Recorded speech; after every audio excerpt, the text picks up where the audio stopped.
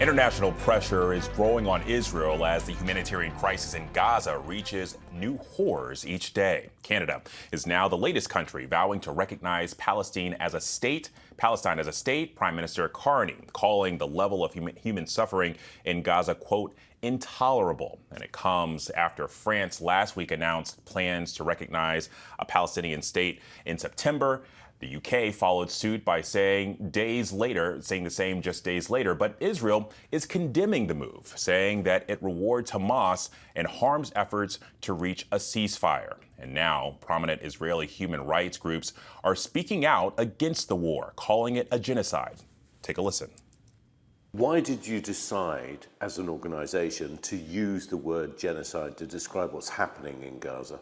What we've seen in the last 22 months is the wholesale destruction of Gaza's health system. And when you destroy the health system, you destroy the people.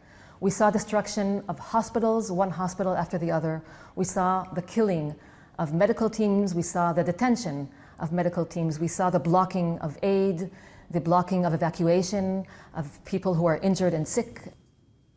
Well, and all of this comes as Trump's special envoy to the Middle East, Steve Witkoff, is meeting with Prime Minister Netanyahu in Israel today. So for more on all of this, I want to bring in ABC's Patrick Reevell. And Patrick, Canada joining France and the UK in a plan to recognize Palestine as a state. How much pressure does this put on not just Israel, but also the United States?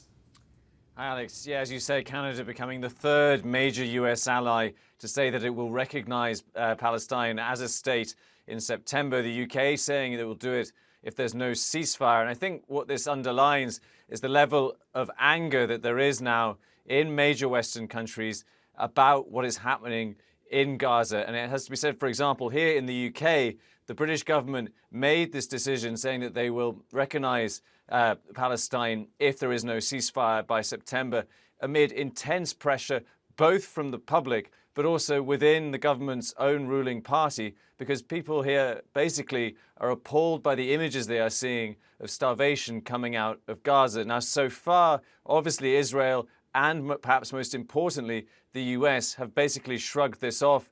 President Trump has said that it doesn't really matter what France does, and he's obviously threatened to complicate a trade deal with Canada over this. But I think what it certainly shows is that the US is becoming more isolated. We should say already that most of the world, 147 of the 193 countries in the UN, have recognized Palestine as a state already. This is a big shift because now major Western countries are doing it as well. But ultimately, I think it has primarily a symbolic effect for now. And there is a real question, if the US continues simply to back Israel, will it feel any need to try and change course here, Alex?